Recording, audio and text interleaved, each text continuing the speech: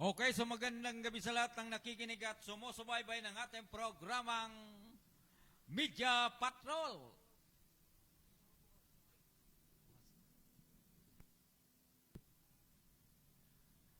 Ngayon po ay Lunes, June 23, 2025. So doon po sa ating mga kaibigan, dito po sa Metro Manila, kumusta po kayo? Dahil umulan po pagdating ng hapon, pero sa umaga, anggi-anggi lang. At pagdating ng tanghali, mainit din. Kaya yung pong ulan ay talagang nagpaparamdam na. At doon po sa ating mga kaibigan, alam niyo po kung ano ang pinakamalakas, pinakabalitang-balita ay ang tungkol dito po sa usapin ng Amerika at saka ng ating sa usapin naman ng Iran tungkol doon po sa pagbubomba sa 3 site ng Iran. At siyempre, alam natin na kapag umentra ang Amerika sa usapin ng gulo, diyan po sa pagitan ng Iran at Israel, ay talagang kampi-kampihan na yan. Sa ulo ng ating mga balita, US binumba ang 3 sites ng Iran, 2.5 billion fuel subsidy, ikakasana.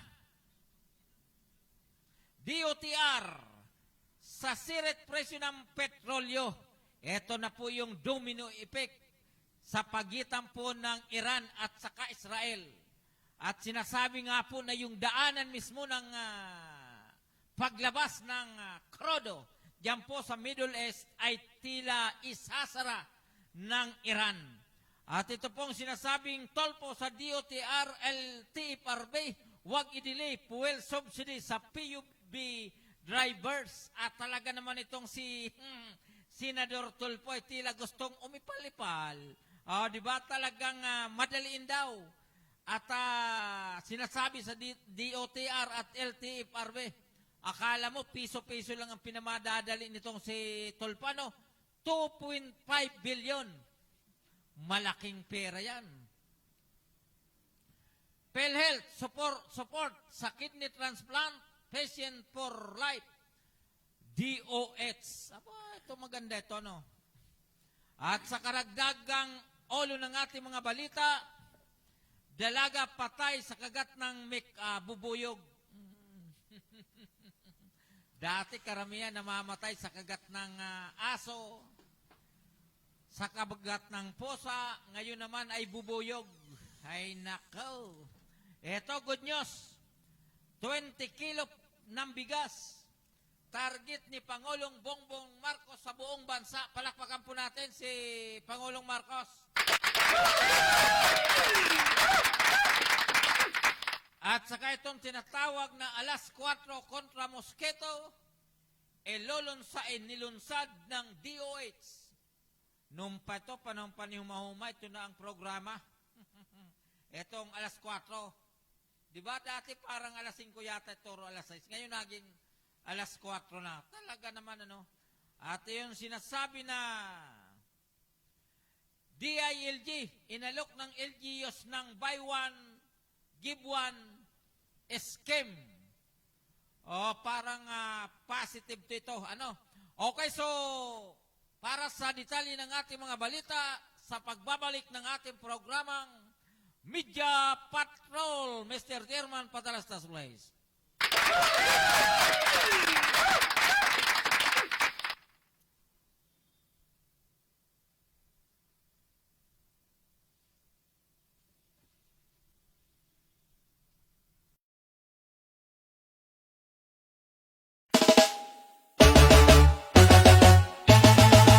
Paranaque Radio, kami ang kasama mo.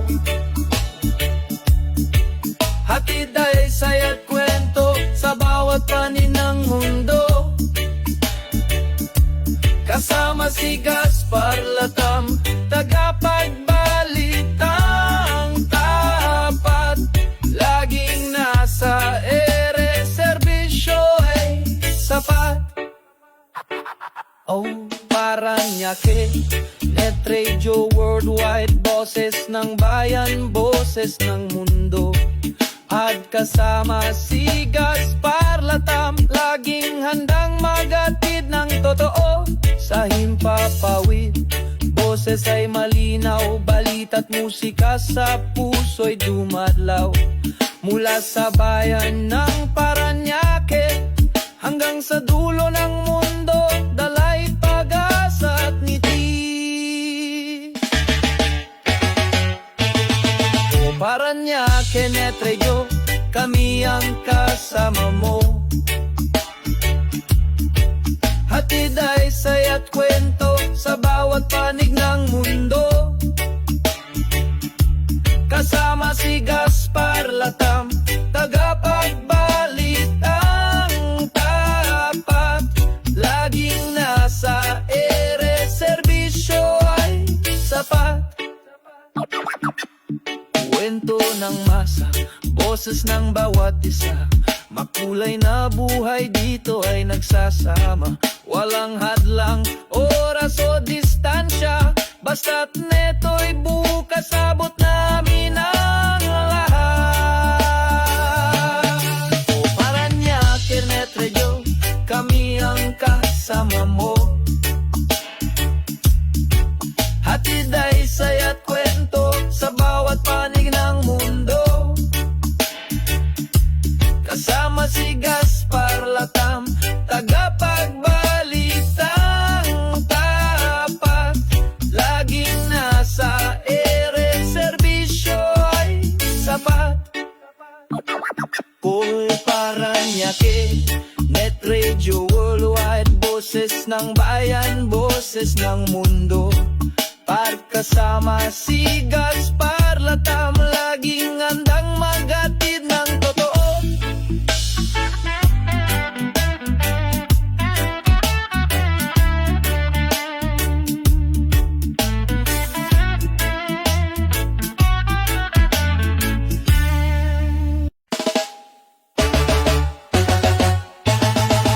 Paranaque, Net Radio, kami ang kasama mo.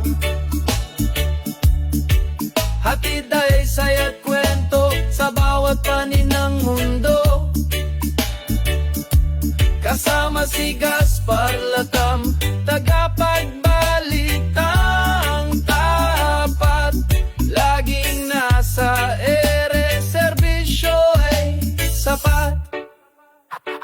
Oh Paranaque, Net Radio Worldwide, boses ng bayan, boses ng mundo. At kasama si Gaspar Latam, laging handang magatid ng totoo sa himpapawid. Boses ay malinaw, balita't musika sa puso'y dumadlaw. Mula sa bayan ng Paranaque hanggang sa dulo ng mundo, dalay pag-asa at ngiti. O Paranaque, Net Radio, kami ang kasama mo. Hatid ay saya't kwento sa bawat panig ng mundo. Kasama si Gaspar Latam, tagapagbalitang tapat. Laging nasa ere, serbisyo ay sapat. Kwento ng masa, boses ng bawat isa. Makulay na buhay dito ay nagsasama. Walang hadlang, oras o distansya. Basta't neto'y bukas, abot namin ang lahat. O Paranaque, Net Radio, kami ang kasama mo. Hatid ay saya't kwento sa bawat panig ng mundo. Kasama si Gaspar Latam, tagapagbalitang tapat. Laging nasa ere, serbisyo ay sapat. Kung Paranaque, Net Radio Worldwide, boses ng bayan, boses ng mundo. Villar kasama si Gaspar Latam, laging handang maghatid ng totoo.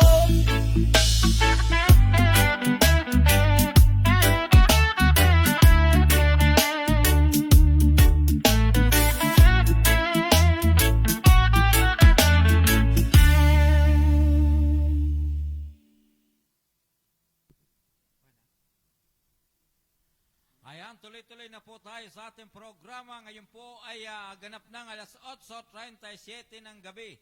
So tayo po ay maghatid ng update na balita dito po mula po sa MCT Information of the City of Parañaque. Serbisyong pangkalusugan para sa scholar ng bayan sa PUP Parañaque.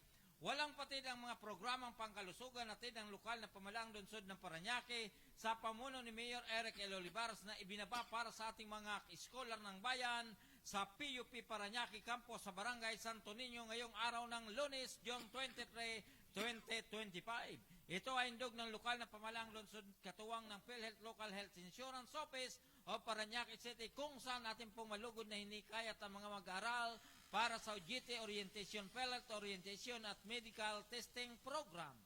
Kabilang sa mga serbisyong hatid ay ang PhilHealth Resignation Libreng Consultation, Health Assessment Registration ng Universal Healthcare ID. At iba pa, nagkaroon din ng produktibong talakayan ang mga community members patungkol sa karagdagang kalaman ukol sa iba't ibang benepisyo na maaari nilang makuha. Nagpakita naman ng suporta sa programang ito ang pamunuan ng PUP Parañaque sa pamuno ni Director Cheryl R. Morales na sa katuparan ng sinasabing programa sa pamamagitan ng Parañaque Health Plan Office sa ilalim ni Dr. Maria Lorelei Obed, Person with Disability Affairs Office sa pamumuno ni Dr. Sabas de Guzman III, City Health Office sa pamumuno ni Dr. R.B. Bumbita, pamunuan ng PhilHealth Local Health Insurance Office at Parañaque City sa pamuno ni Mr. Francis Edwin Marasigan at Marketing Officer Miss Golda Adchero. Ayan, tingnan nyo po pati yung mga mag-aaral sa PUP. Kasama na sa binibigyang serbisyong medikal ng lungsod ng Parañaque. So, pag sa usapin ng kalusugan, ay talaga naman ang lungsod ng Parañaque kung tutuusin nangunguna. Inuulit po natin, may 2 na pong hospital ang lungsod ng Parañaque, may pinapagawa pang pangatlo, at lahat pong barangay dito ay talaga naman may kumplitong barangay health center. May doktor po yan, may nurse, may kumadron at iba pa. Kompleto po yan. Kaya sana sa usapin ng kalusugan, wala na tayo matanggap na reklamo ang ating mga kababayan.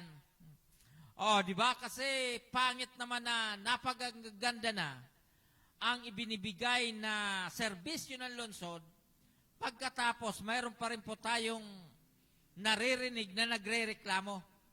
Hindi dahil sa serbisyo, kundi dahil sa mga supladang empleyado ng ospital. Di ba? Hindi maganda po yan. Okay, tuloy-tuloy na po tayo. Flag ceremony highlights June 23. Sa pagsalubong ng panibagong linggo, sinigawa ng lokal na pamalang lungsod ng Parañaque sa panguna ni Mayor Eric L. Olivares ang regular na pagtaas ng watawat ng ating bansang Pilipinas sa Parañaque City Sport Complex. Bilang bahagi ng programa, nagbahagi si Mayor Eric ng mensahe kung saan kanyang binati at binigyang pugay ang Parañaque Workers Affairs Office na pinamunaan ni Miss Elizabeth B. Villanueva na nangasiwa ng seremonya. Kasabay din nito ang lungsod ng Parañaque ay nagbigay ng pagkilala sa mga natatanging kawani mula sa iba't ibang pribadong sektor ng lungsod. Kasama ni 2nd District Representative Gaston Bunting, Councilor Tenis Plana at Councilor Marvin Santos na pinangunahan din ni Mayor Eric Olivares ang pagbibigay pagkilala at parangal sa lahat ng mga kawaning nagwagi na natapos sa 3rd Mayor Eric L. Olivares Inter-Department Bowling and Badminton Tournament para sa mga kawani ng lungsod sa inisyatibo ng City Youth Development Office sa pamuno ni Mr. Alex Dandan. O, di ba, Mr. Chairman, kasama ka rito. Bakit wala ka mga putos na pinadala, no? Buko dito, nag-ulat din ang punong lungsod tungkol sa mga programang matagumpay na natapos nitong nakarang linggo. Kasabay nito ay pinangunahan din ni Mayor Eric ang pamamahagi ng service vehicle, Barangay Baclaran at Barangay Merbel, kaisa ng opisina ng General Service Office sa pamuno ni Miss Josephine Mere Centina. O, di ba? Diyan po sa Merbel. Diyan po sa Barangay Baclaran. May bago po kayong sasakyan. Pangmalakasan. O, di ba? Van po yan, van. Maganda. O, talagang the best. At yun po ay hatid ng pamalaang lokal ng lungsod ng Parañaque. At yun po ang pinaka-the best dahil ay talagang natanggap na kanina lamang, kaninang umaga. O, di ba? So yun po ang maganda ha. Kay Cap Jun Saide, Cap, may bago kayong sasakyan mula sa lokal na pamalaan ng lungsod ng Parañaque. Mr. Chairman, pakilabas mo nga yung video natin para kay Mayor Eric Olivares during the flag raising ceremony in the city of Parañaque. Ang city, ang ating labor at ang ating business. Wala po ang ating mga businessmen ay wala pong magbabayad ng tax para sa atin at wala pong magagawa ang ating city kung wala po ang ating mga business owners na nagbabayad ng taxes. So pinararangal ngayon ang mga outstanding private employees sa iba't ibang sektor ng ating lipunan. Palapakan po natin ang ating mga outstanding employees ng iba't ibang sektor ng pribadong establishmento. Nasaksihan din po natin ang panunumpa sa tungkulin ng ating Tripartite Council sa pamumuno po ng ating Sir Alan. Palapakan po natin ang mga representante ng ating Tripartite Council. Muli, congratulations, Ate Beth. Pangalawa, gusto ko po magpasalamat din sa ating Congressman Gas Napunting sa more than 30 years na effective, efficient na public service sa lungsod ng Parañaque. Nabanggit nga po niya, mahaba-haba po ang kanyang panunungkulan dito po sa ating lungsod. 4 na termino bilang konsyal ng bayan, 2 termino na naging vice mayor, 3 termino na naging congressman ng Pangalawang Distrito, at ang kanyang puti may bahay na si BFF Joy ay naging congresswoman ng ating lungsod ng Parañaque sa Pangalawang Distrito, ang kauna-unahang babae na congresswoman sa history ng ating lungsod. Palapakan po natin yan. Matagal-tagal din po kami nagsama. Way back in 2007, kami po ay magkasama, nananalo. Ako po bilang first termer na konsyal ng bayan. Siya po ay first termer na city vice mayor ng ating lungsod.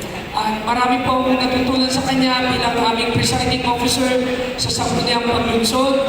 Pag meron po akong tanong, siya po ang lagi kong tinatanungan, siya po ang aking mentor, teacher sa City Council. Noong 2013, sabay din po kami tumakbo bilang congressman. Ako po sa unang distrito, siya po ay sa pangalawang distrito. Sa awa ng Diyos ay pareho po kami pinalad. At mag-seatmates po kami sa plenary hall, sa Kongreso. Katabi po kami for 6 years. At muli, kami po ay lagi nag-uusap paano po yung magandang mga batas na ipapasok po natin para po sa lungsod ng Parañaque, para sa ating bansa. Siya rin po ay patuloy na nagiging mentor ko, hindi lang po sa larangan ng politika, kundi sa larangan ng personal na buhay. Siya rin po ang aking advisor. At nung si Congresswoman ay tumakbo at nanalo, siya naman po ang aking naging seatmate nung aking pangatlong termino at papunang termino ni Congresswoman Joy Napunting. marami pong kontribusyon na naiambag ang ating Congressman Gasta Bunting dito po sa ating lungsod ng Parañaque.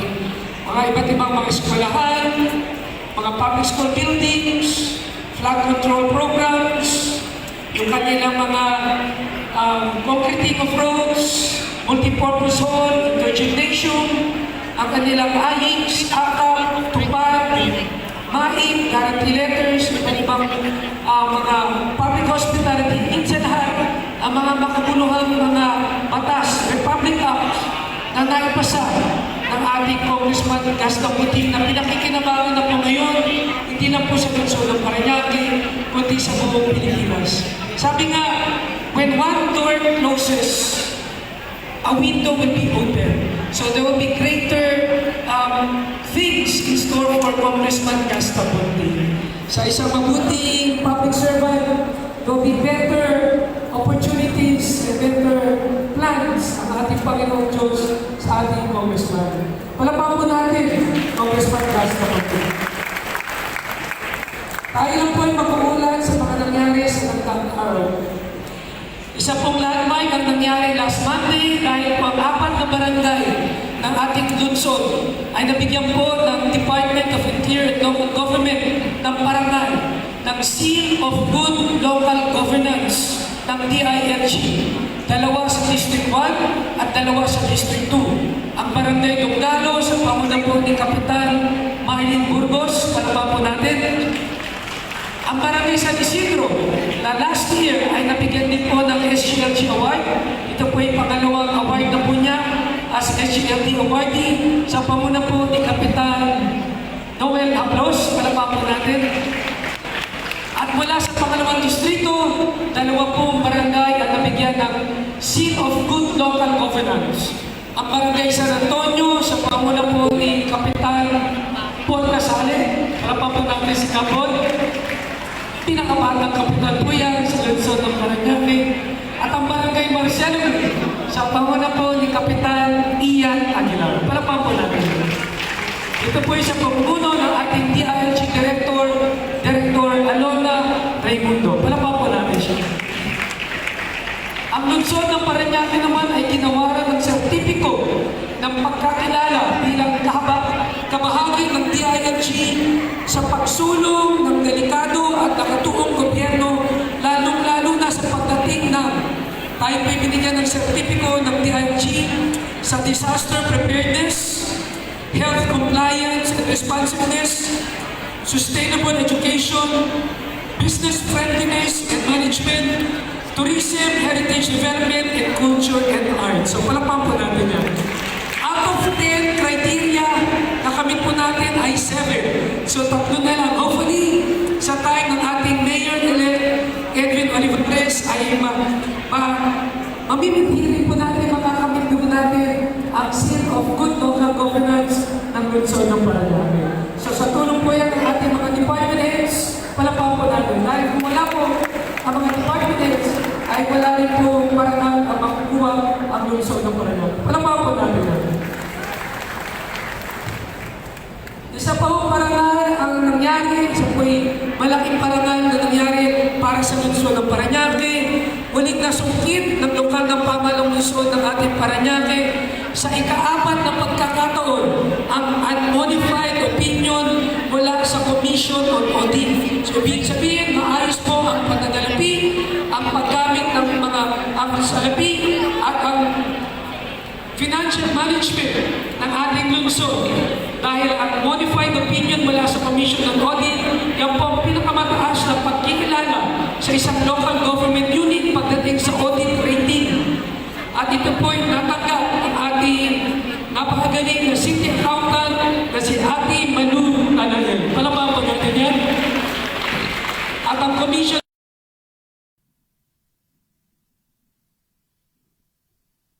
Ayan, so yun po ay video at kuha po natin during flag raising ceremony. So ang oras po natin ay ganap ng alas 8:52. Dito po sa ating programang Media Patrol sa Parañaque Net Radio Worldwide. Okay, doon po sa ating mga kaibigan, Papasok po ang ating chief reporter John Osorio. John, pasok! Ayon, nakaranas na binaha ang malaking bahagi ng Calapan City kahapon, Hunyo 2025, matapos ang ilang oras na walang patid na pagbuhos ng ulan. Binaha rin ang ilang mga kabahayan sa San Jose del Monte, Bulacan, Pisto, Section 15, Pabahay 2000, sa Barangay Muson dahil sa malakas na buhos ng ulan kahapon, June 22, 2025. Sa ngayon, ilang kalsada sa Metro Manila ang nakaranas ng baha. Narito ang naitalang pagbaha sa ilang lugar ng Commonwealth, katulad ng Ilang-Ilang, Tandang Sora, Batasan, Luzon at Iber. Kasama ang C5 sa Katipunan na may Ateneo, C5 Ortigas, Pasig, sa Pasay, Andrio Avenue, Tramo, kaninang alas 3, Mandaluyong City, Itsasyo Boulevard, Tunnel, kanina rin ng alas 3, June 23, 2025. Ayan, yan po ay update. Update po ng ating kasama na si John Osorio mula po sa labas ng ating himpilan tungkol po sa nagaganap na pagtaas ng tubig o baha dito sa Metro Manila at Karatig, Lalawigan. Okay, tuloy-tuloy na po tayo sa ating mga balita. DOTR, 2.5 billion fuel subsidy, kinasana. Ayan na, 2.5 billion. Pera na naman yan. Iyan po ang dagok ng giyera sa Middle East. At hindi natin ito mapipigilan bagkos tayo ay dapat agapan na lang kung ano ang mga consequences, kung ano po ang mga negatibong outcome ng labanan diyan po sa lugar ng Iran, Israel, at sumausaw na po ang ating kakampi, ang Amerika. Okay, inihanda ng Department of Transportation, DOTR, ang mga guidelines para sa gagawing pamamahagi ng 2.5 billion fuel subsidies na inilaan ng pamahalaan para sa mga sektor na apektado ng problema sa supply ng langis bunsod ng tumitinding giyera sa pagitan ng Iran at Israel. May tulong na galing sa gobyerno, naka-authorize na yan, na prepare na yung guidelines para makuha nila agad 2.5 billion ang available sa ating ngayon.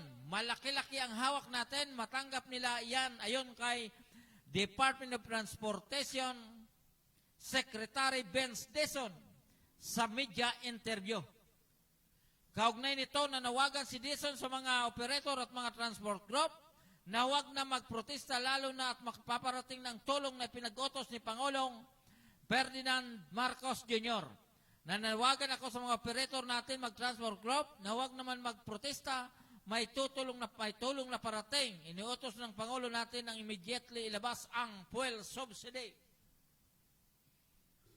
Kita nyo na, may 2.5 oil subsidy na ang ating mga transport group. At alam nyo po, itong si DOTR Vince Dizon, magaling ito sa usapin ng ayuda. Naalala nyo po na si Vince Dizon nung during the pandemic, siya po yung the best na taga-agap ng mga critical na sitwasyon. Siya ang the best troubleshooter. Ngayon, nasa DOTR na siya. Kaya huwag kayong mag-alala. Huwag na kayong mag-strike. Kasi ako naniniwala, kapag tumutugon na ang gobyerno sa inyong hinaing, bakit pupunta pa kayo sa kalsada? Bakit hindi na lang kayo makipag-usap sa DOTR para maging mabilis ang distribution ng oil subsidy na yan? Pwede ba yun? Kasi wag na kayong dumagdag sa gulo. Magpo-protesta kayo dahil sa langis lang, ay sa subsidy. Samantalang doon po sa Iran, sunog. Sunog lahat ang kapaligiran. Ganon din po sa Israel. Makita nyo yung kanilang mga kababayan, inapunta na po sa kabundukan na walang bit-bit kahit ano, dahil gusto nilang mailigtas ang kanilang sarili dahil sa nagaganap na bomba rito, bomba doon. O, di ba? Mayayamang bansa yan. Akala natin, kapag mayayamang bansa, wala nang problema. Eh, mas malala pala, no? O, di ba? Ano bang pinag-aawayan ng mga yan? Mayaman. Di ba? Ang Iran, mayaman. Ang Israel, mayaman. Pero tingnan ninyo, hindi nagkakanda sundo-sundo. Dahil dun sa payabangan ang armas ng bawat bansa sa usapin ng nuclear power. O, di ba? Kasi kapag gumamit kayo ng ganyang sandata, wala kayong pinaghahandaan, kundi yung gulo. O, di ba? Kung hindi kayo naghanda parehas, o, di ba? Yung mga inimbes ninyo dyan, inimbes nyo na makatulong kayo sa pagpapagawa ng napakaraming bahay dito sa Pilipinas, baka nakatulong pa kayo at hindi pa kami nagkakanda hika-hika ho sa usapin ng subsidiya ng 2.5 billion. O, di ba? Yung po ay US ko lang. O, di ba? Kaya katulad niyan, sinasabi nga na nung pumasok ang Amerika, lalong gugulo ang Middle East. Dahil yung pong Russia, North Korea, Saudi Arabia, Iraq, o sumausaw pa ang China, kampi-kampi, baka mauwi tayo sa mas malawak na gulo. Tayo naman hindi natin pinangarap yan. Ang atin lamang sana, maiwasan ang ganyang kaguluhan. Dahil ang buhay ay maiksi lamang. Yung mga nanunungkulan na yan, katulad ng mga presidente ng Israel na yan, Prime Minister, yung pong mga Iranian na yan na nanunungkulan, hindi naman habang panahon, buhay kayo, di ba? Katulad niyan, ilan na po yung mga scientists, ilan na yung mga matataas na opisyal ng sandatahang lakas ng Iran, ay tila nalagas ng kanilang buhay dahil sa ginawang massive operation, massive attack ng Israel. Di ba? Kaya ang buhay ay maiksi lamang. Di ba? Ang hangad natin is sana yung mga leader ng bansa huwag nang hangarin na imbes sa mabibigat na sandata katulad ng nuclear power na yan. Kasi wala talo. At sana huwag na mag-isip ng kaguluhan katulad ng ginagawa ng pasaway na China. Sila ay talagang patuloy na nagiging masigasig na pasukin ang itong tinatawag na exclusive economic zone ng Pilipinas, yung SEC, yung sa lugar ng West Philippines, at yung pong nagbabanta ng GIRA, dyan po sa Taiwan, malapit lang po yan sa Pilipinas. So, baka magkaroon din po ng domino effect dito po sa ating bansa. At mahirap po doon, baka magkaroon ng tinatawag na pagsasamantala, baka madamay naman ang ating bansa. Sana hindi naman ganun. Kasi mahirap yan. Mahirap. Okay, tuloy-tuloy na po tayo sa ating mga balita. Sagot ni BP Sara sa article of impeachment, inaabangan na ngayon. Ngayong araw, Hunyo 23, Lunes ang deadline ng pagsumite ni Vice President Sara Duterte ng sagot sa article sa impeachment laban sa kanya. 10 araw na binigay na palugit kay Duterte na nagtapos sana noong Hunyo 21 pero pumatak ito sa araw ng Sabado kaya ang kanyang kampo ay pwedeng maghain ng tugon sa Senado bilang impeachment court ngayong Lunes. Nauna rito sinabi ng impeachment court spokesperson Attorney Reginald Tongol na hindi pa rin naghain ng sagot si Duterte. Whether or not there is an answer or whether or not there is an appearance, pero walang sagot. Patuloy pa rin pong yung proseso, sabi ni Tongol. Nauna na rin sinabi ni Tongol na tatawid sa 20 Congress ang impeachment proceeding laban kay Duterte. Kaugnay nito, sinabi ni retired Associate Justice Antonio Carpio na mawawalan ng karapatan sumagot si Duterte sakaling piliin niyang hindi sumitoy ng kanyang tugon sa ipinalabas na sumo ng Senate Impeachment Court nang mapulong ito noong Hunyo 10.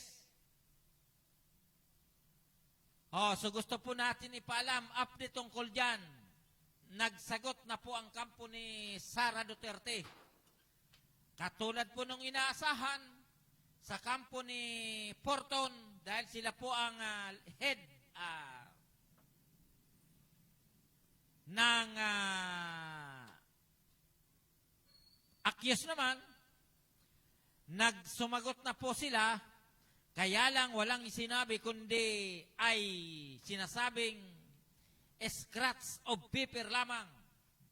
Ibig sabihin, walang mabigat na nilalaman ang mga papel na inilatag ng prosecutor o ng Kongreso. Yun po ang sinasabi doon sa usapin ng pagsagot ng kampo ni Vice President Sara Duterte.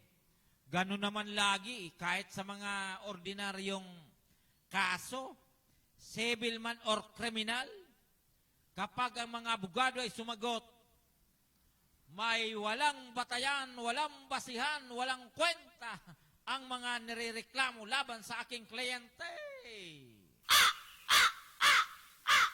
Yun naman po lagi, walang batayan, walang basihan, walang mabigat na batayan. Ayan, tuloy-tuloy na po tayo sa ating mga balita. Ang oras po ay ganap ng 9:03 ng gabi. Dito lamang po yan sa impilan ng Paranaque Net Radio Worldwide. At bago po tayo magpatuloy, regards po natin yung mga nasa online. Ito pong si Chef Ramil Panis. Siya po ay miyembro ng Values Formation Spiritual Transformation or BFTCI.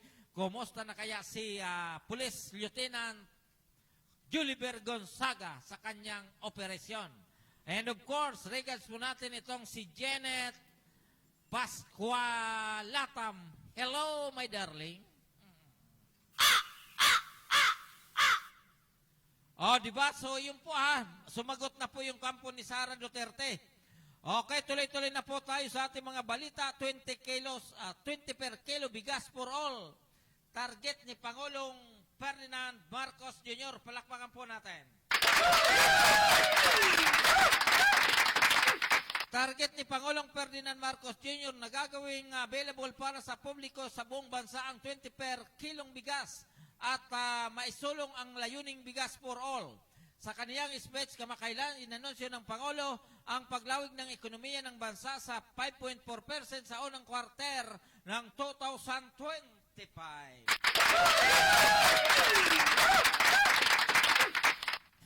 Dahil para mapasama ito bilang isa sa fastest growing economies sa Asian region sa kabila ng problema.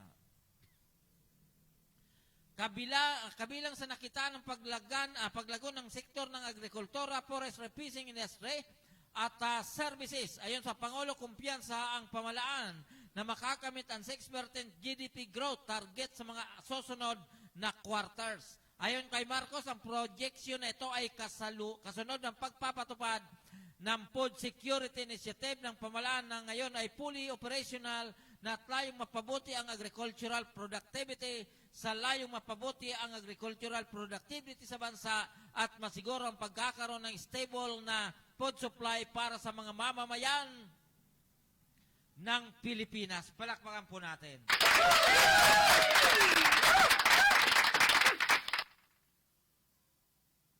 Ayan, very good.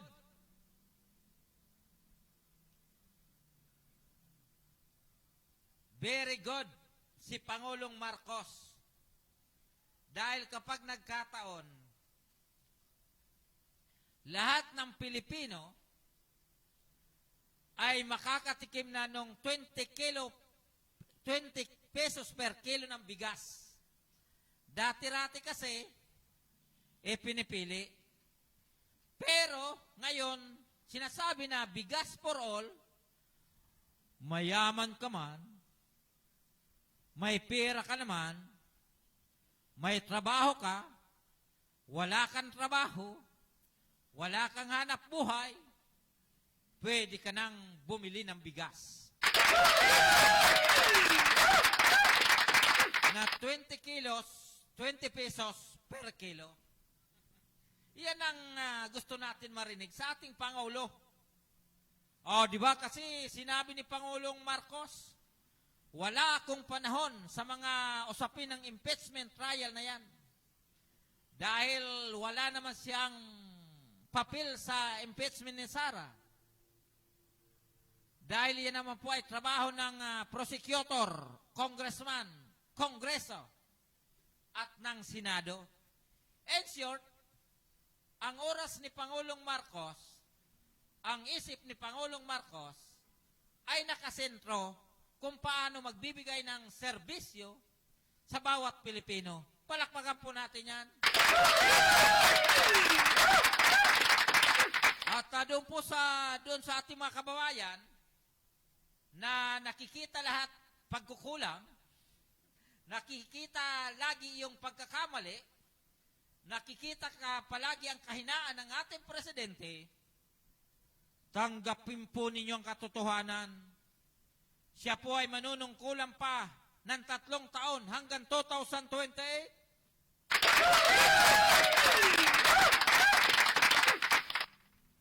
Kaya, instead, na kayo po ay magkos-kos balongos, yung po mga pro-Duterte dyan, yung po mga pro-Robin, at saka yung mga pro-Bato, at saka yung mga pro-Bongo, baka pwede naman na magbigay na po tayo ng malawak na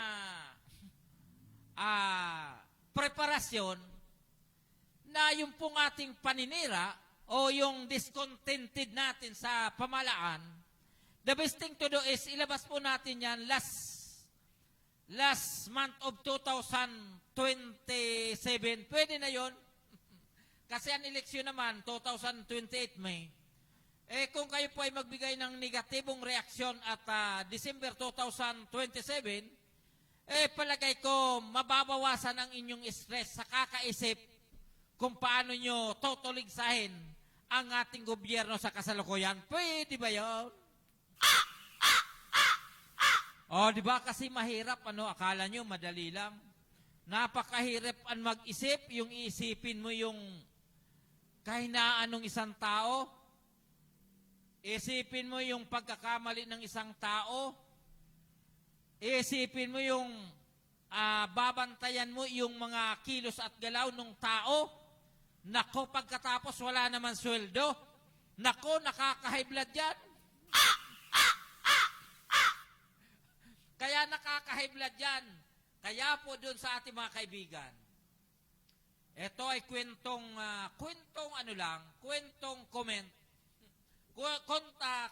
komento. Ito nangyayari, hindi lang naman sa gobyerno, di ba? At tanggapin natin.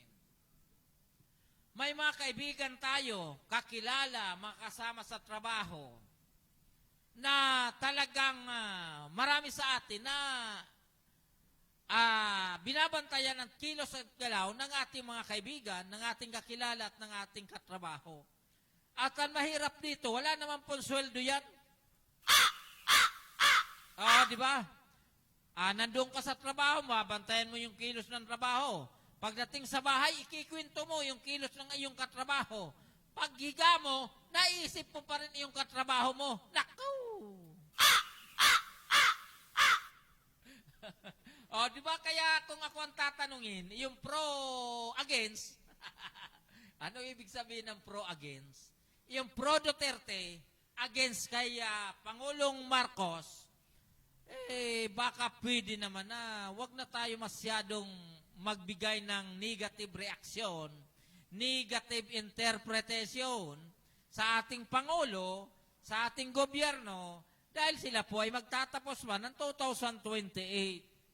Ngayon, sa usapin ng impeachment trial kay Sara, sinabi ko nga po yan na kahit balik ta rin mo ang mundo, balik ta rin mo ang mga ebidensyang ilalatag ng prosecutor mula po dyan sa Kongreso, yung pro-Duterte na yan. Iyon po ang aking pananawa. Ang pinag-uusapan po natin, this is my pre-opinion. Kapag opinion o saping politikal, huwag nyo akong sasabihin nyo si Gaspar Laibilos yan. Walang ganyan, di ba? Katulad ni, ulitin ko pa ba? Katulad ni Bongo, katulad ni Robin, katulad ni Bato-Bato de la Rosa.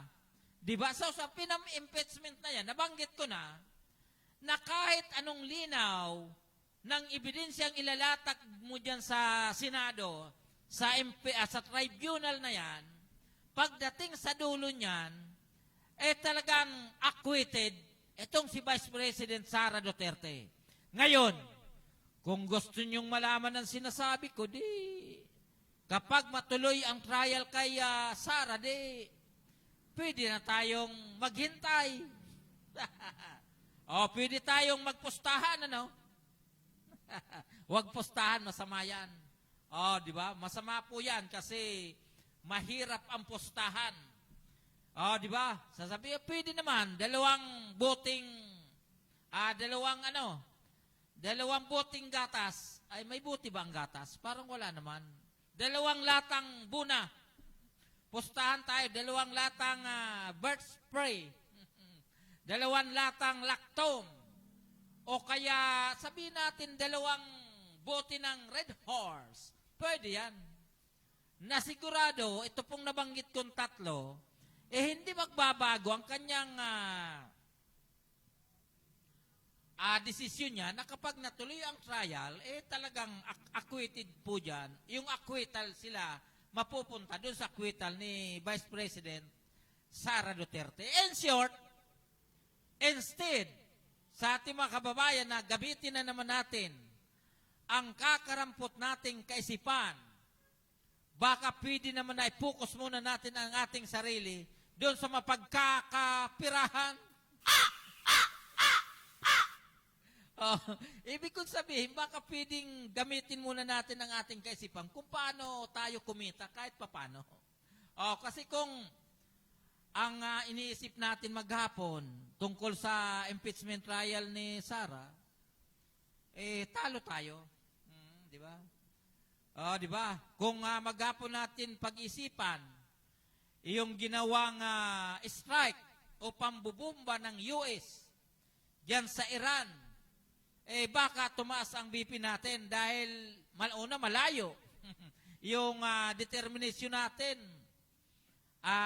malayo din, baka tumaas din po ang ating BP. Mahirap na.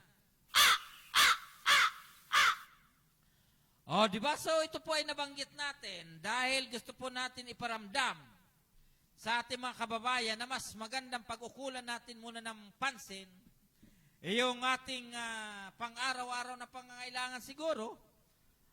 At doon naman sa nakakasubra, doon po sa mga rates na nakakaangat sa buhay, mas maganda po siguro tayo ay tumulong sa ating mga kababayan na sa kasalukuyan ay halos walang makain maghapon.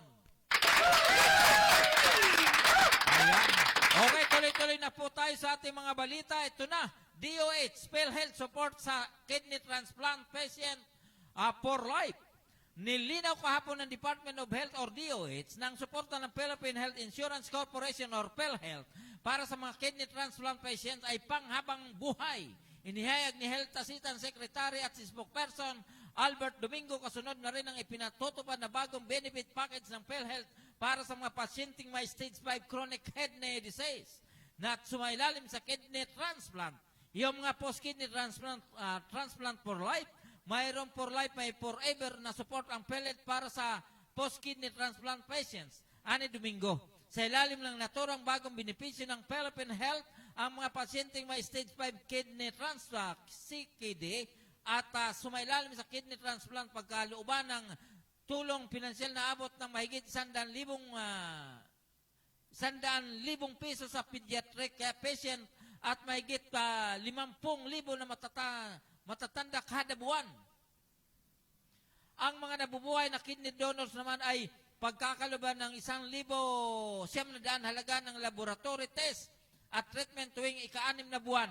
Una nang inanunsyo ng PhilHealth na itinaas nila ang hanggang 2.1 million ang tulong pinansyal na matatanggap ng mga kidney patient mula sa dating 600,000.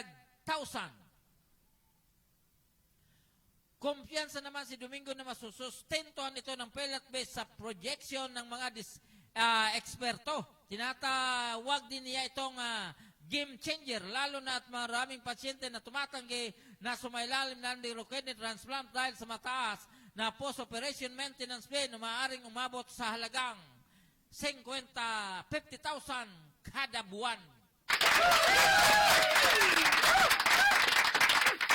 Ayan, kita nyo na po ang serbisyo ng PhilHealth.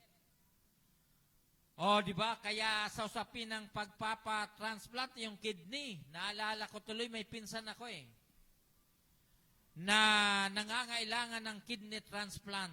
Sa totoo lang, napakahirap na ano ito. Kaya doon sa may hilig sa maalat. Oh, may isa akong anak na mahilig yata sa maalat, ano? So, baka ngayon pwedeng baguhin mo na ang estilo mo sa maalat kasi kapag ikaw ay tinamaan ng kidney na to, kapag natunaw na ang kidney natin, napakahirap itong ano na to. Napakahirap na sakit. Kaya mas maganda pa na magtiyaga ka doon sa tawag doon sa matabang. Huwag lang doon sa palaging maalat dahil kapag ikaw ay masyadong mahilig sa maalat, talagang aalatin ang buhay mo. O, kaya paalala ha, at ako po ay hindi naman eksperto, hindi naman po ako doktor, kaya lang, alam naman natin na kapag maalat, masama sa kalusugan, masama po yung sa ating kidney. Yung pinag-uusapan natin tungkol sa kidney transplant, napapanahon siguro na iparemind ko naman sa inyo. Huwag nyo na mong masasamain kasi yung balita natin sa usapin ng kidney transplant. Di ba? Kaya lang, bakit kaya ganun? Maraming na-aksidente araw-araw. Maraming namamatay sa aksidente araw-araw. May mga bata pa. May mga binata at dalaga. May mga nakakatanda na kung saan kapag sila naman po ay nabawian na o wala nang hininga in short, sayang naman ang kanilang kidney kung ito po ba ay malusog naman. Kung ito ba talaga ay maganda naman. At alam ko, sa ngayon bawat kumukuha ng driver license, nakalagay po roon kung willing ka na mag-donate ng organ, donor organ, kung sakasakaling ikaw ay hindi natin inaasahan. Ang buhay ay hindi natin alam kung hanggang kailan. At tayo po ay biglang kinuha ni Lord. Oh, di ba? Maraming nadidisgrasya. Nakalagay doon kung willing kang idonate ang inyong organ. So, nung ako po ay kumuha ng bagong lisensya, actually bago po ang lisensya ng inyong lingkod, ha? At ang maganda, good news. Pasalamat tayo sa dating presidente, Pangulong Rodrigo Duterte. Pasalamatan natin. Dahil dati, parang yearly yata ang ano niyan. Yearly yung renewal.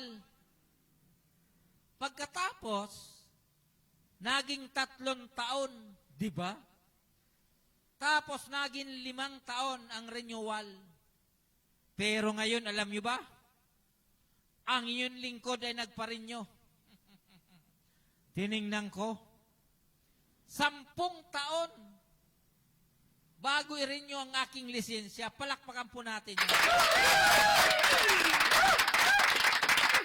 Kaya sabi ko, sa usapin ng pagpaparenew ng aking lisensya, matagal-tagal akong babalik sa LTO. 10 years. Oo, di ba? Mantakin mo yan. Kaya si Pangulong Duterte, kahit siya po ay sa kasalukuyan nasa The Hague, sa kasalukuyan siya po ay under trial ng International ICC. Ay wag po natin siyang gawing masama. Turing natin siya na isang Pilipino na nakapagserbisyo ng tapat at sabihin natin, basta nagserbisyo siya, hindi naman, actually, tapat naman siya doon sa iba. Huwag niyo akong luloko, huwag niyo akong ang kikwestyunin ha. Sinabi ko, naging tapat naman po siya sa ibang ipinagkaloob niyang serbisyo. Katulad ng renewal ng license na yan, 10 taon, saan ba yan? Di ba? Katulad nung pagtaas ng sweldo ng mga tetser, taas ng sweldo ng mga alagad ng batas, at saka doon sa usapin ng yung pong birth certificate. O, di ba maraming yan? Ganon din po doon sa tinatawag na passport. Di ba? Napakaraming magagandang batas ang naipasa na isa batas sa panganahon ng ating Pangulong Rodrigo Duterte. Napakarami po yan ngayon. Kung siya po ay under trial ngayon, yun po ay bahagi siguro ng kanyang panunungkulan sa ating gobyerno dahil sa pagnanais niya na maging mabuti ang Davao Region sa pamagitan ng kanyang diskarte bilang city mayor at nang siya po ay maging presidente ng ating bansa naman, kung ano ang magandang nagawa niya doon sa Davao, siyempre gusto niya pong magawa sa buong bansa.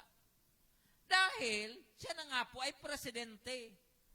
Very clear o malinaw naman, maliwanag. Kaya po siya ay naging presidente, siya po ay ginusto ng taong bayan dahil maganda ang kanyang ginawa doon po sa kanyang bayan naman, doon po sa Davao. Dahil yun naman talaga ang totoo niyan. Una, si Duterte ay tumakbo ng independyente. Kulang ang kakampi sa usapin ng politika nang siya po ay manalo bilang presidente ng ating bansa mula po 2016 to 2020 to. 6 na taon po siya nanungkulan na kung saan ang naging primary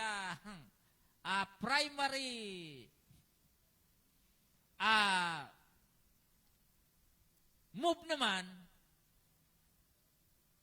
sa ilalim ng kanyang panunungkulan ay ang tungkol sa usapin ng pagsugpo ng illegal na droga. O, di ba? Yun naman tayo naman napag-usapan natin to. Bagamat nagiging rambol ang ating usapan, kaya lang nabanggit po natin yung kahalagahan ng mga batas na naipasa o naipatupad sa ilalim ng pamumuno ni Pangulong Rodrigo Duterte. O, di ba? Kaya lang, sa usapin ng pagsugpo ng droga, doon po siya nagkandawindang-windang. O, di ba? Kasi una, binigyan ng 3 buwan palugit, 6 na buwan palugit, naabot ng 1 taon hanggang sa natapos ang 6 na taon, ay may tuturing natin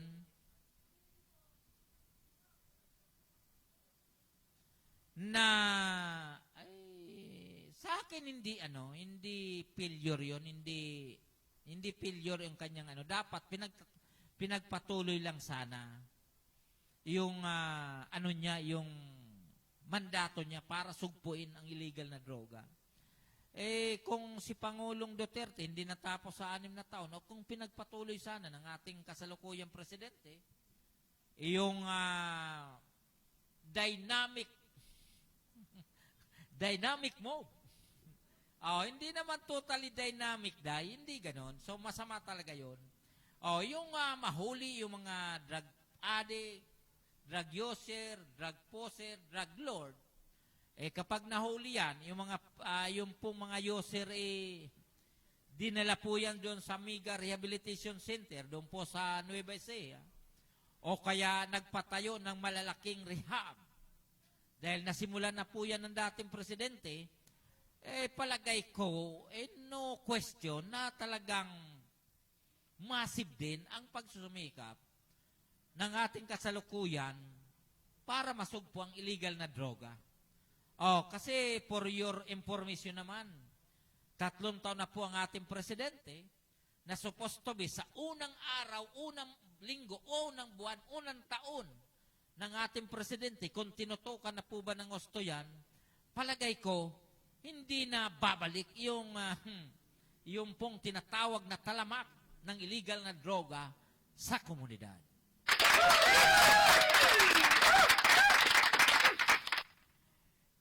Iyon po ay ating nabanggit dahil as of now, nagkakaroon na po kasing umpugang hindi maintindihan. Umpugan sa pagitan ng Duterte administrasyon, umpugan sa pagitan ng Marcos administrasyon, kaya nangyayari, nagiging hindi esmot ang hagdanan ng kasalukuyang gobyerno para mabilis na umangat ang takbo ng ating ekonomiya at ang pamumuhay ng ating mga kababayan. Dahil hindi nagkaisa ang kampo ni Pangulong Marcos at ito pong si Sara Duterte. Yun naman po ang katotohanan niyan. Kaya huwag na po nating i-deny. So ngayon, 2025, kita nyo na yan. 2028, magkakaroon naman ng eleksyon, presidensyal.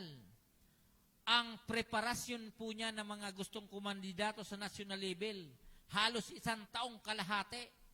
In short, pag-apak ng 2027, kanya-kanya ng diskarte yan kung paano sila makilala, kung paano sila umangat. At sa kasalukuyan, na hinihintay ng ating mga kababayan, lalong-lalo na po yung mga nasa barangay level, ay yung po sa usapin ng sanggunian at barangay eleksyon. Di ba? Yung po ang hinihintay. Na yung batas naman po ay plansado na sa Kongreso, plansado na sa Senado, pero nakatingga pa rin for signature ng ating Pangulo. So yung pong mga nasa barangay, di ba nag-aabang sila kung ano ba talaga kuya? Ano ba talaga PBBM? Tuloy ba ang barangay election sa December 1, 2025? O kaya ipopospon mo ito sa November 2026? Very simple naman yan Very simple. One side. Tuloy o hindi.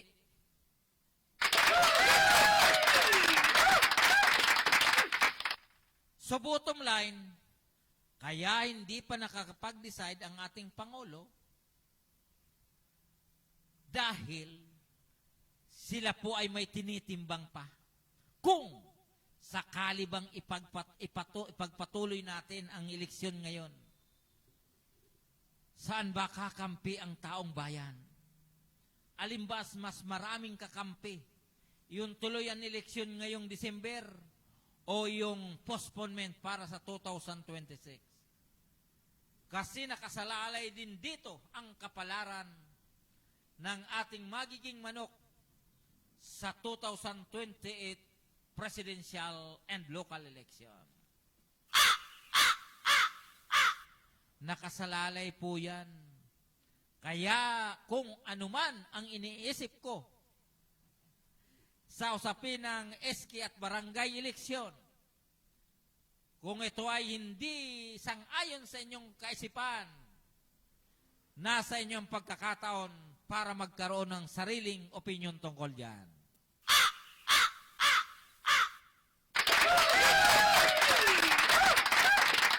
Mr. German Patalastas Place. Mat Radio, malapit na.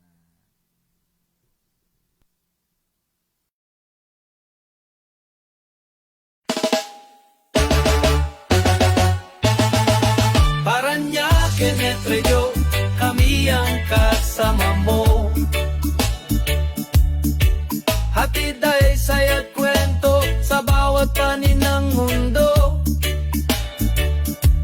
Kasama si Gaspar Latam, tagapagbalitang tapat.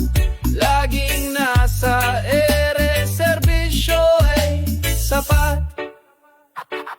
Oh, Paranaque, Net Radio Worldwide, boses ng bayan, boses ng mundo. At kasama si Gaspar Latam, laging handang magatid ng totoo sa himpapawid. Boses ay malinaw, balita't musika sa puso'y dumadlaw. Mula sa bayan ng Paranaque hanggang sa dulo ng mundo, dalay pag-asa at ngiti. O Paranaque Net Radio, kami ang kasama mo. Hatid ay saya't kwento sa bawat panig ng mundo. Kasama si Gaspar Latam, tagapagbalitang tapat. Laging nasa ere, serbisyo ay sapat. Kwento ng masa, boses ng bawat isa. Makulay na buhay dito ay nagsasama. Walang hadlang, oras o distansya. Basta't neto'y bukas, abot namin ang lahat. O Paranaque Net Radio, kami ang kasama mo.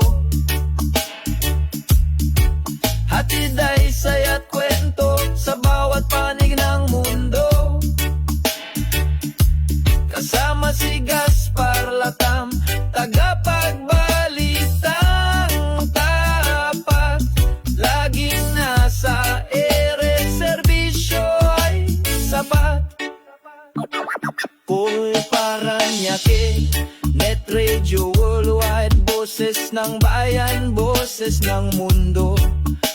Kasama si Gaspar Latam, laging handang magatid ng totoo.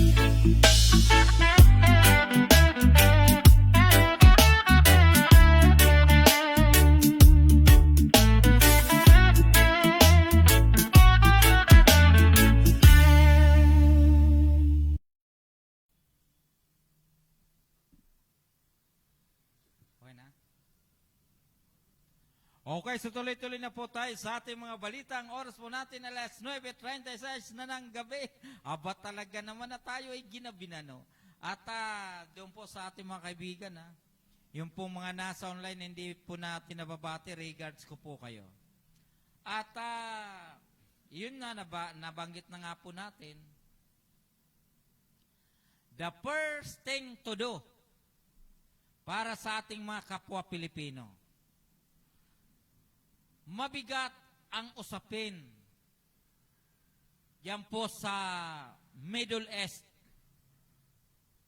diyan po sa Iran, sa Israel, at iba pang karatig bansa ng nabanggit na lugar. Ilan sa ating mga kababayan sa kasalukuyan ay nagdaranas na ng hirap dahil ang kanilang mga bahay o kaya ang kanilang tinitirahan ay tila nalagas na.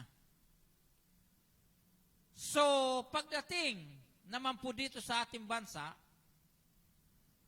mula po sa Executive Department, Legislative Department, sa Judiciary Department, sa Local Government Unit, maging sa non-government organization at iba't ibang uri ng grupo na palaging makikita natin sa mga pangunahing kalsada, makikita natin lagi sa lugar ng Lunita, sa lugar ng Circle, sa lugar ng tawag dyan sa Minjula. Baka pwede naman na total ang takbo naman natin ng ating gobyerno ay nasa tuwid. In my side, tuwid. Sa pangunguna, sa ilalim ng pamumuno ng ating presidente na si Ferdinand Marcos Jr., mas magandang tayo po ay sumunod na muna kung saan patutungo o tinatahak ng kasalukuyang administrasyon.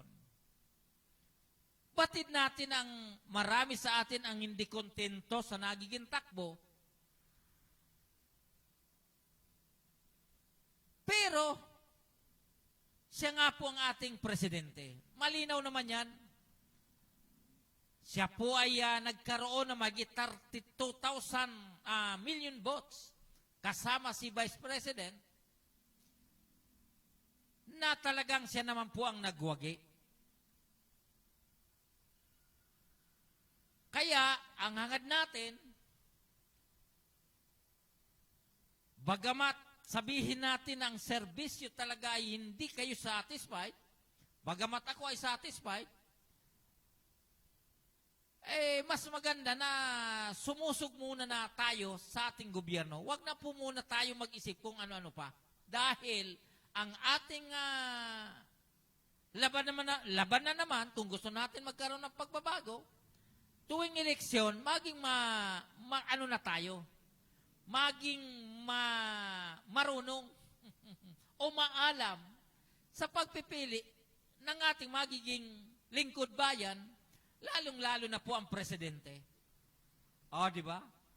At mabuti kung katulad ni Justin Trinidad, si Justin, lingkod bayan yan, empleyado po yan ng lokal na pamalaan, na kung saan kapag siya po ay magtrabaho, talagang trabaho.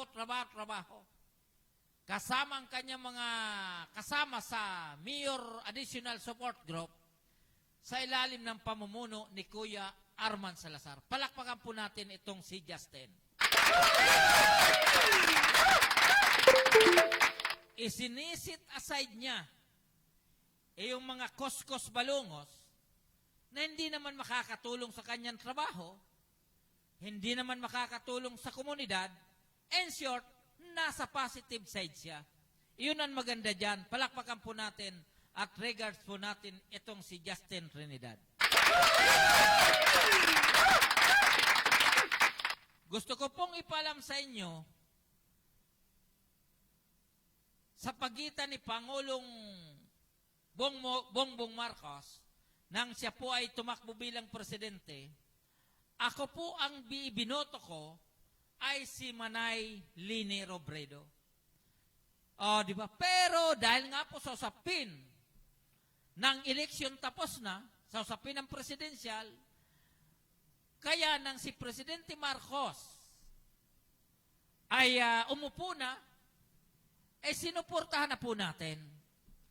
Sinuportahan po natin bagamat yung ibang pulisiya sa usapin ng yung tinatawag na priority ay hindi na sunod dahil supposed to be ang gusto natin na priority ng ating kasalukuyang gobyerno ay usapin ng agrikultura sa usapin ng pagpapababa ng presyo ng mga bilihin ay hindi po ito nangyari.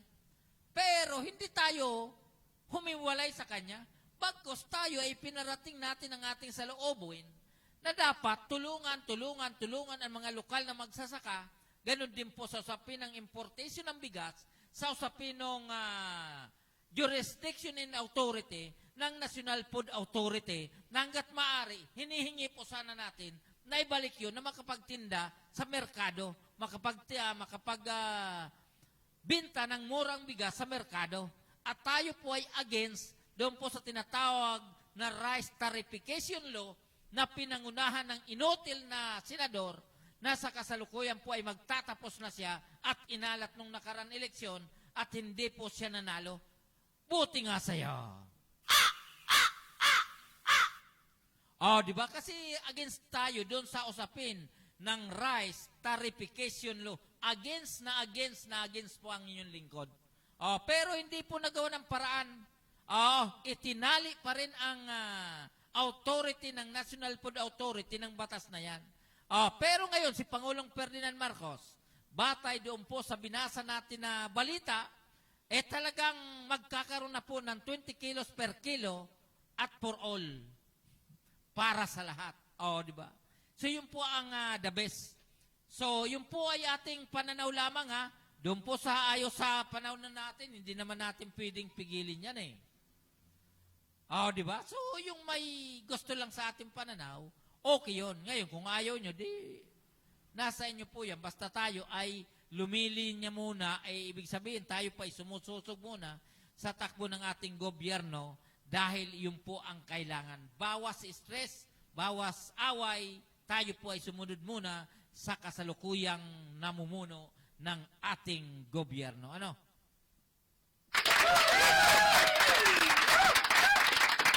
Ayan, doon po sa ating mga kaibigan, malapit na po tayo magtapos.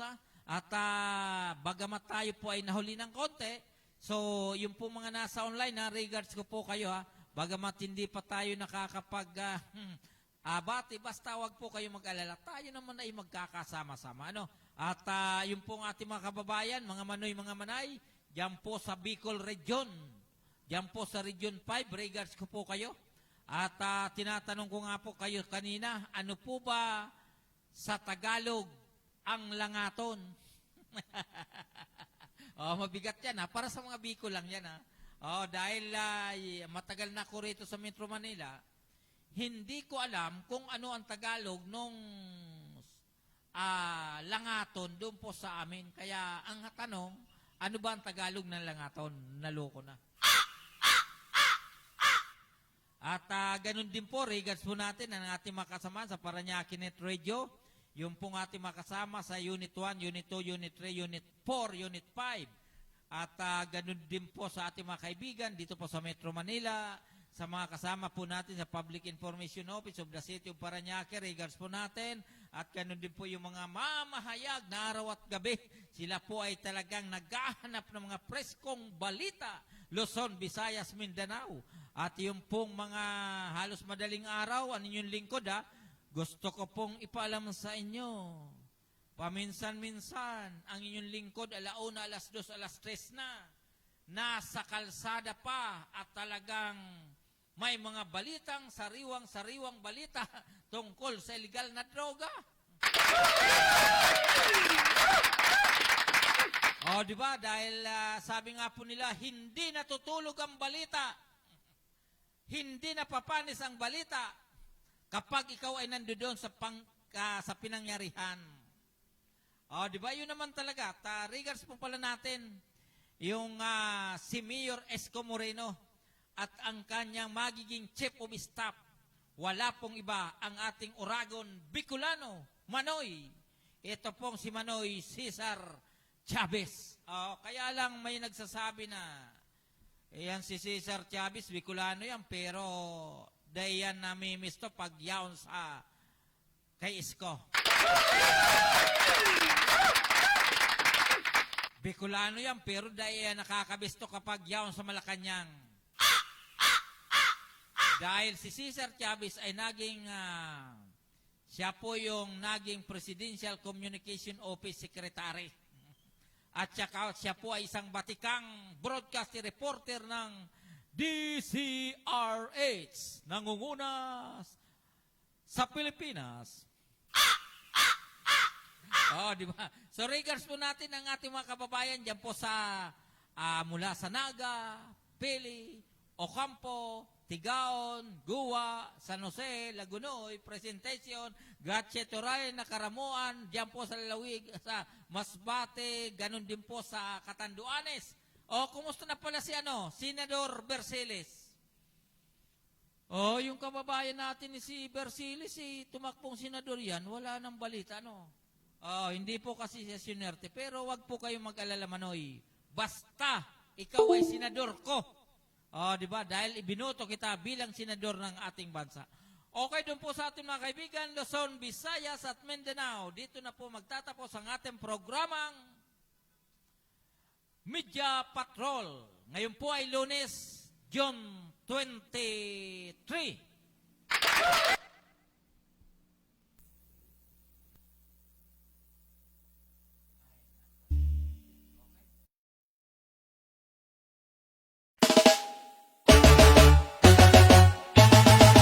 Paranaque, Netrejo, kami ang kasama mo. Hatid ay saya't kwento sa bawat panin ng mundo. Kasama si Gaspar Latam, tagapagbalitang tapat. Laging nasa ere, serbisyo ay sapat. Oh, Paranaque, Netrejo Worldwide, boses ng bayan, boses ng mundo. At kasama si Gaspar Latam, laging handang magatid ng totoo sa himpapawid. Boses ay malinaw, balita't musika sa puso'y dumadlaw. Mula sa bayan ng Paranaque hanggang sa dulo ng mundo, dalay pag-asa at ngiti. O Paranaque, Netrejo, kami ang kasama mo. Hatid ay saya't kwento sa bawat panig ng mundo. Kasama si Gaspar Latam, tagapagbalitang tapat. Laging nasa ere, serbisyo ay sapat. Kwento ng masa, boses ng bawat isa. Makulay na buhay dito ay nagsasama. Walang hadlang, oras o distansya. Basta't neto'y bukas, abot namin ang lahat. O Paranaque, Netrejo, kami ang kasama mo. Hatid ay saya't kwento sa bawat panig ng mundo. Kasama si Gaspar Latam, tagapagbalitang tapat. Laging nasa ere, serbisyo ay sapat. Kung Paranaque, Netrejo Worldwide, boses ng bayan, boses ng mundo. Pagkasama si Gaspar Latam,